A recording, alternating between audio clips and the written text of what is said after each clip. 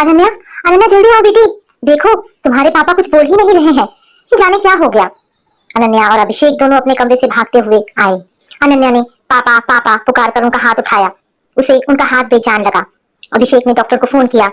सुधा फूट फूट कर रोने लगी। माँ, पापा को कुछ नहीं हुआ है, आप रोइए मत प्लीज, वरना मुझे भी रोना आने लगेगा। डॉक्टर विवेक अभिषेक के दोस्त थे, इसलिए तुरंत आ गए थे। उन्होंने आंख की पुतली देखी और ही इज नो मोर कहकर कमरे से बाहर चले गए। अनन्या माँ से लिपटकर सिसकने लगी। जब कुछ देर भर रो चुकी थी तो अभिषेक बोले, अनन्या खुद को संभालो। अभिषेक भी घबराए हुए थे। भाई अर्णव की हरकतों से परेशान होकर अनन्या माँ पापा को अपने साथ ले आई थी। अभी महीना भी पूरा नहीं हुआ था कि पापा सब लोगों को छोड़कर चले गए। माँ पापा शाम को तो एकदम ठीक थे। क्या आपसे कुछ कहा सुनी हुई थी? नहीं बेटी। माँ को असमंजस में देख उसका शक पक्का हो गया था कि वे उससे कुछ छिपा रही हैं। सच सच बताओ माँ, रात में क्या हुआ था? वे सिसकते हुए बोली, अर्णव का फोन आया था। उसने पापा के जाली सिग्नेचर बनाकर घर का सौदा तय कर लिया है और बयाना भी ले लिया है। इसी बात पर पापा नाराज हो उठे थे। जॉइंट अकाउंट होने के कारण वह बैंक से रुपए पहले ही निकाल चुका था। 2 दिन पहले अजय चाचा का भी फोन आया था। घर पर किसी लड़की को लेकर आया था। उसके कारण उनसे भी उसने खूब गाली गलौज और हाथापाई की। इसी बात को लेकर बाप बेटे के बीच जोर जोर से बहस होती रही थी। मैंने इन्हें समझाने की कोशिश किया तो मुझे डांट दिया। फिर आधी रात में उठकर कोई दवा खाकर बोले, ऐसी औलाद से बिना औलाद होते तो ज्यादा सुखी होते। माँ, इतनी बड़ी बात हो गई और आपने मुझे कुछ भी नहीं बताया। बेटा, तुम लोग रात में देर से थके मांदे आए थे। ये सब तो मैं जब से अर्णव जवान हुआ है तब से देख सुन रही हूँ। मुझे क्या पता कि यह बात आज इनके दिल में ऐसी चुभ जाएगी। अभिषेक माँ और अनन्या से बोले, बताओ कहाँ कहाँ फोन करना है? मैंने आरुषि और अजय चाचा को फोन कर दिया है। कह दिया है आप जिन्हें ठीक समझिए उन्हें खबर दे दीजिए। आपके आने के बाद ही कुछ होगा। अभिषेक के दोस्त और पड़ोसी एकत्र हो गए थे। उन सबकी सहायता से उनके पार्थिव शरीर को बरामदे में रखकर सब वहीं खड़े हो गए। अभिषेक ने बताया कि अजय चाचा, आरुषि और सुमन बुआ के आने में लगभग 4 घंटे लग जाएंगे, इसलिए उन लोगों के आने के बाद ही कुछ होगा। ये सुनते ही सब लोग तितर बितर हो गए। वहां पर अनन्या, अभिषेक और सुधा ही रह गए।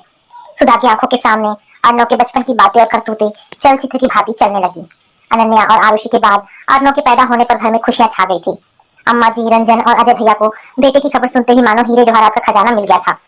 परिवार में पहला बेटा था, इसलिए अधिक लाड़ प्यार का उत्तराधिकारी था। सीमित आमदनी होने के कारण बेटियों की जरूरतों पर कटौती शुरू हो गई।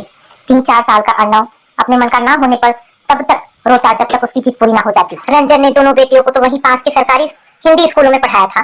क्योंकि कॉन्वेंट स्कूल महंगे होते थे, इसलिए उनका बहाना होता था कि वहां पढ़कर बच्चे बिगड़ जाते हैं। अनन्या, आरुषि दोनों मेहनती थी, हमेशा अपनी कक्षा में फर्स्ट आती, इसलिए दोनों पढ़ लिखकर डिग्री कॉलेज में लेक्चरर बन गई। परंतु जब अर्णव के एडमिशन का समय आया तो रंजन ने उसका नाम कॉन्वेंट स्कूल में 20,000 रुपए डोनेशन देकर लिखवाया था। अनन्या उससे 9 साल बड़ी थी, इसलिए उससे थोड़ा दबता था, लेकिन आरुषि से तो उसकी एक पल भी नहीं बनती थी। आरुषि और अर्णव की आपसी मारपीट से परेशान होकर मैं अक्सर रो पड़ती थी। दोनों की गुत्थम गुत्था से खींचकर अक्सर कहती, ऐसा लगता है कि घर छोड़कर कहीं चली जाऊं, लेकिन मेरा तो ठिकाना भी कहीं नहीं है। एक बार दोनों एक पेन के लिए लड़ रहे थे। अर्णव ने आरुषि को गंदी सी गाली दी। सुनते ही मैंने उसे एक जोरदार तमाचा लगा दिया था, तो ये वह मुझसे लिपट गया और मेरी बाह में दांत गड़ा दिए थे।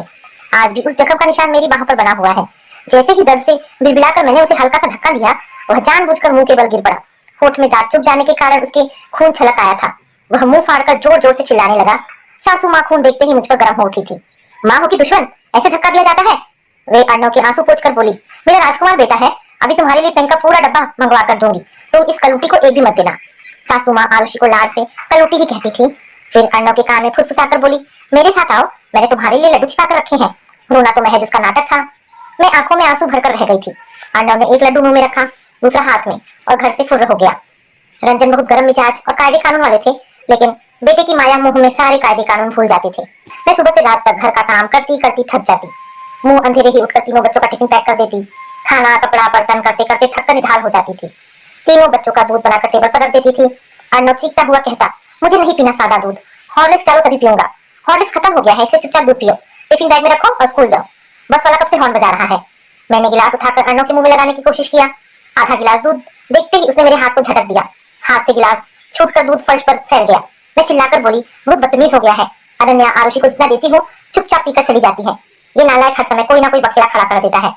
रंजन कमरे से भागते हुए आए, डांटते हुए बोले, तुम्हारा कोई भी काम ढंग से नहीं होता। जब तुम्हें पता है कि वो गिलास भरकर दूध पीता है तो तुमने उसे चिढ़ाने के लिए जानबूझकर आधा गिलास दूध क्यों दिया? मेरे लिए तो तीनों बच्चे बराबर हैं, मैं तीनों को एक साथ खिलाऊंगी पहनाऊंगी। मेरे लिए बेटा बेटी दोनों एक बराबर है, मैंने जवाब दिया। ज्यादा जबान मत चलाओ। अनन्या और आरुषि एक दिन दूध नहीं पिएंगी तो मर थोड़ी ही जाएंगी। सासू माँ ने रंजन के सुर में सुर मिलाया। अनन्या अर्णव को बुलाने के लिए बाहर से आई थी। दादी और पापा की सारी बातें उसने सुन ली थी। 15 वर्ष की अनन्या समझदार हो चुकी थी। उस दिन के बाद से उसने दूध को हाथ भी नहीं लगाया। आरुषि अर्णव को जिद करते देख खुद भी वैसा ही करने लग जाती थी। एक दिन अर्णव टिफिन टेबल पर पटक कर बोला, मैं आज से टिफिन नहीं ले जाऊंगा। सब बच्चे पिज्जा, बर्गर, इडली, बिरयानी और जाने क्या क्या लेकर आते हैं, लेकिन तुम तो पराठे के सिवाय कुछ बनाना ही नहीं जानती। मैं चिढ़ते हुए बोली, सुबह इतने सारे काम होते हैं, छप्पन भोग बनाना मेरे बस का नहीं है। अपने पापा से कहो नौकरानी रख ले, वही बना बना कर अच्छा खिलाती रहेगी। अर्णव ने टिफिन गुस्से से जमीन पर फेंक दिया। मुझे नहीं ले जाना ये सड़ा हुआ पराठा। मैं चीख कर बोली, खाना फेंक रहे हो, 2-4 दिन भूखे रहोगे तो सब समझ में आ जाएगा। रंजन दौड़ते दौड़ते आए, अर्णव का हाथ पकड़कर बाहर ले गए। उन्होंने निश्चय ही उसकी मुट्ठी में रुपए रख दिए होंगे। वह हंसता खिलखिलाता साइकिल पर चढ़कर स्कूल चला गया। अंदर आते ही रंजन बोले, तुम भी कम थोड़े ही हो, जब तुम्हें पता है कि वो पराठा नहीं पसंद करता है तो कुछ और बना दो, लेकिन तुम कुत्ते की दुम की तरह हो, चाहे कितनी सीधी करो टेढ़ी की टेढ़ी रहती है। आप मत चिल्लाइए, उसको बिगाड़ने में आप ही ज्यादा जिम्मेदार हैं। आपने उसे रुपए क्यों दिए? वो भूखा रहता कि नहीं तो क्या हुआ, एक आध दिन भूखा रहता तो दिमाग ठिकाने आ जाता। आप खुद खाने की प्लेट फेंकते हो, वही उसने भी सीख लिया है। चुप रहो, ज्यादा जबान मत चलाओ। मैं रोते रोते रसोई से चली आई। ये सब तो रोज का काम हो गया था। अर्णव 8वीं कक्षा में आ गया था। उसकी दोस्ती क्लास के रईस आवारा टाइप लड़कों से थी, ना कि पढ़ने में मेधावी बच्चों से। एक दिन वो बोला, पापा रचित मैथ्स की कोचिंग कर रहा है, मुझे भी कोचिंग ज्वाइन करनी है। रंजन अर्णव की किसी बात के लिए मना नहीं करना जानते थे। वे उसकी हर फरमाइशें पूरी करते। पापा विशाल हमेशा ब्रांडेड शर्ट ही पहनता है, मेरे पास तो एक भी नहीं है। अगले दिन ही रंजन ऑफिस से लौटते हुए ब्रांडेड शर्ट लेकर आए थे। शर्ट देखकर वो खुशी से रंजन से लिपट कर बोला, मेरे अच्छे पापा, आप बहुत अच्छे हैं। उसे रंजन के ओवर टाइम की कोई चिंता नहीं थी। उसी साल अनन्या की शादी हो गई थी।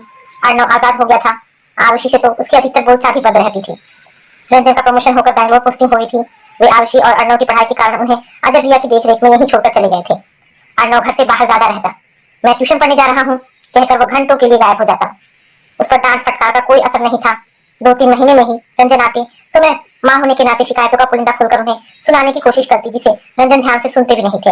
हंसकर लाड से इतराते हुए अर्णव से कहते, क्यों भाई अर्णव, अपनी मम्मी का कहा माना करो, इन्हें परेशान मत किया करो, ये तुम्हारी ढेरों शिकायतें करती रहती हैं। हाँ, तुम्हारा इसी वर्ष बोर्ड की परीक्षा है, तुम्हारी तैयारी कैसी चल रही है? फर्स्ट क्लास पापा, मैं तो सारे सब्जेक्ट तैयार है, रिवीजन चल रहा है। मेरी बातों से ज्यादा उन्हें बेटे की बातों पर विश्वास था। रंजन निश्चिंत थे कि उनकी पत्नी को तो हमेशा बड़बड़ करने की आदत है। अर्णव का हाई स्कूल का रिजल्ट निकलने वाला था। रंजन छुट्टी लेकर बैंगलोर से घर आ गए थे। रंजन बेटे से लड़ियाते हुए बोले थे, अर्णव तुम्हारे 85% अंक तो आ ही जाएंगे। अर्णव बोला था, श्योर पापा। भाई फिर तुम क्या इनाम लोगे? मेरा मन नहीं माना था, बीच में ही बोल पड़ी थी। अनन्या ने जब पूरे कॉलेज में टॉप किया था तो आपने कभी नहीं पूछा था। अरे वो तो बेटी थी, ये तो मेरा बेटा है, मेरा नाम रोशन करेगा। पापा मुझे अपने दोस्तों को तो होटल में पार्टी देनी पड़ेगी। देना जरूर देना, अपना मन मत छोटा करना, मुझे पहले से बता देना कि कितने रुपए चाहिए। अर्णव का रिजल्ट इंटरनेट पर देखा गया। उसके 40% अंक देखकर रंजन ने आप देखा ना ताव, उस पर थप्पड़ों की बरसात कर दी। बेटे को बचाने के चक्कर में 1-2 हाथ मेरे भी लग गए थे। घर में मातम का माहौल था, परंतु अर्णव पर कोई असर नहीं था। वह ढीठ की तरह कह रहा था, मेरे तो सारे पेपर्स अच्छे हुए थे, जाने कैसे इतने कम अंक आए थे, जरूर कहीं गड़बड़ है, मैं तहकीकात करवाऊंगा। रंजन को बहुत बड़ा सदमा लगा था। शर्म के कारण वे 2-3 दिन घर से बाहर ही नहीं निकले। वे समझ नहीं पा रहे थे कि अर्णव को सही रास्ते पर कैसे लाए। तमाम दौड़ धूप करके रंजन ने अर्णव का एडमिशन कॉमर्स में करवाया। बेटे को अपने पास बिठाकर प्यार से खूब समझाया, बेटा अर्णव, मेरे पास कोई दौलत नहीं रखी है कि मैं तुम्हें कोई शॉप या बिजनेस करवा सकूं। तुम्हें मेहनत से पढ़ना होगा क्योंकि तुम्हें पढ़ लिखकर भविष्य में आईएएस ऑफिसर बनना है। जी पापा, अब मैं मन लगाकर पढ़ाई करूंगा। आंखों में आंसू भरकर रंजन बैंगलोर चले गए। अर्णव फिर पुराने रवैये पर लौट आया था। कोचिंग के बहाने वह दिन भर घर से गायब रहता। जब घर में रहता था तो या मोबाइल पर बातें करता था या ईयरफोन कानों में लगाकर गाने सुनता। अजय भैया ने एक दिन डांटते हुए कहा, अर्णव बेटा, पढ़ाई पर ध्यान दो, इस वर्ष तुम्हारी इंटर की बोर्ड परीक्षा है, हाई स्कूल की तरह इस बार रिजल्ट खराब ना हो। अर्णव बिगड़ कर बोला, चाचा मैं अपना अच्छा बुरा सब समझता हूँ, आपको सलाह देने की जरूरत नहीं है। अजय भैया ने उस दिन के बाद से अर्णव की हरकतों की ओर से अपनी आंखें बंद कर ली।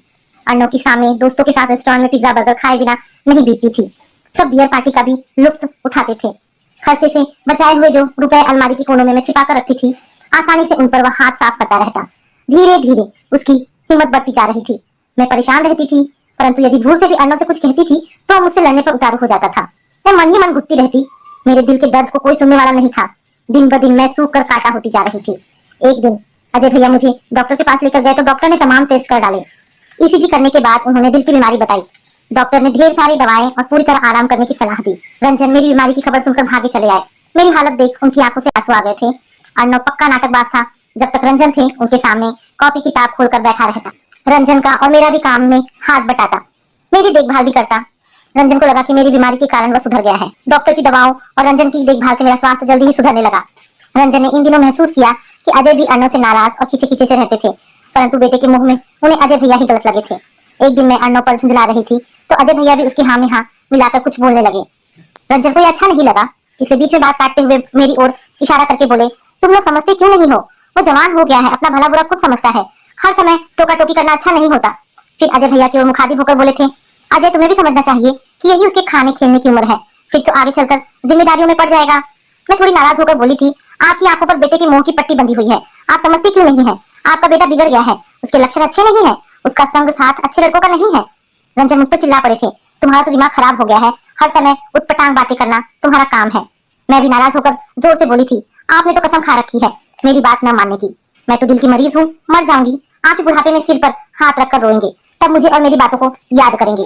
रंजन की छुट्टियां खत्म हो गई थी, वे चले गए थे, तबादला करवाने की कोशिश में लगे हुए थे। रंजन के जाते ही अर्णव अपने असली रंग में आ गया था। एक दिन उसने अलमारी से घर खर्च के रखे हुए 3,000 रुपए निकाल लिए। मैंने घर में शोर मचा दिया। मैंने आरुषि से फिर अर्णव से भी रुपयों के बारे में पूछा। अर्णव ने हड़बड़ाहट में नौकरानी लाली का नाम ले लिया। सुबह का समय था, इसलिए अजय भैया भी घर पर ही थे।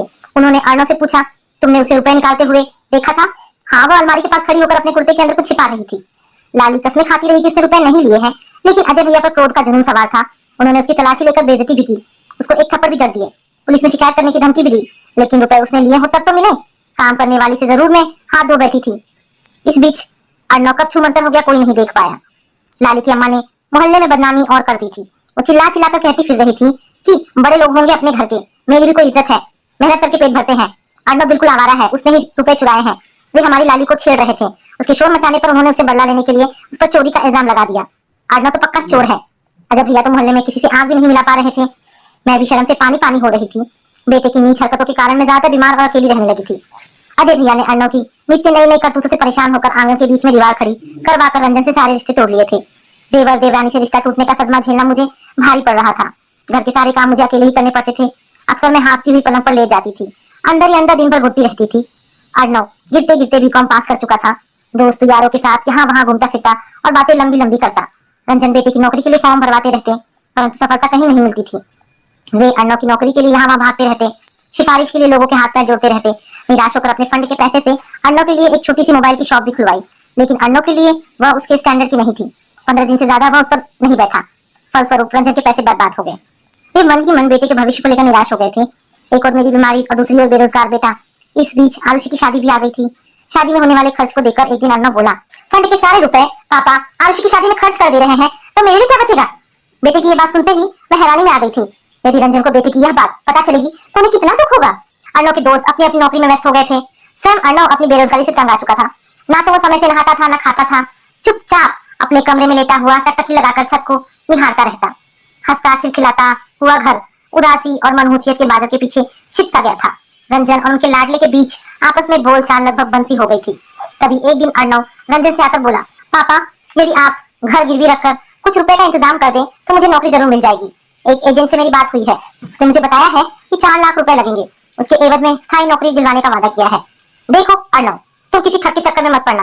कुछ धोखेबाज लोगों का यही धंधा है कि वे जवान लड़कों को बहला फुसला कर उन्हें बड़े बड़े सपने दिखाकर अपना उल्लू सीधा करते हैं। अर्णव गुस्सा होकर चिल्ला उठा, पापा आप तो मेरा जीवन बर्बाद करके छोड़िएगा, आप मेरे बाप है कि दुश्मन?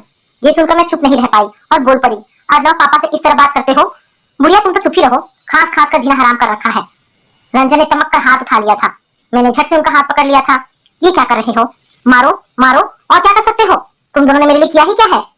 ना तो अच्छे स्कूल में पढ़ाया, ना डोनेशन देकर इंजीनियर बनाया, कॉमर्स में एडमिशन करवा के कहीं का नहीं छोड़ा, बस पैदा करके छोड़ दिया। मेरी बेकारी के लिए तुम दोनों ही जिम्मेदार हो। तुम यह घर और बुढ़िया तुम अपने जेवर लेकर चाटो। मुझे बेकार देखकर तुम बहुत खुश हो रही होगी ना। एक दिन रेल की पटरी पर जाकर सो जाऊंगा ना तो घी के दीपक जलाना। रंजन और मेरे लिए सब अप्रत्याशित था। रुआसी आवाज में रंजन बोले थे, अर्णव इतने नाराज ना हो बेटा, मैं अपने ऑफिस में तुम्हारी नौकरी की जुगाड़ में जी जान से लगा हुआ हूँ। अपने बॉस से बात भी हो गई है। उन्होंने कहा है कि अभी अस्थायी पद होगा, यदि ठीक से काम करेगा तो स्थायी पद कर दिया जाएगा। रहने दो एहसान करने को। खबरदार जो मेरे लिए किसी से बात भी की, मैं घर छोड़कर कहीं चला जाऊंगा, तब दोनों चैन से रहना। रंजन और मैं दोनों अर्णव को देखते रह गए। आज रंजन को अपने बेटे की बातें सुनकर बहुत ही बड़ा सदमा लगा था, इसीलिए उन्हें ये दिन देखना पड़ रहा है। लेकिन अब पछताए होत क्या, जब चिड़िया चुग गई खेत। तो दोस्तों, ये कहानी यहाँ पर समाप्त होती है। आशा करती हूँ कहानी पसंद आई होगी। अगर कहानी पसंद आई है तो प्लीज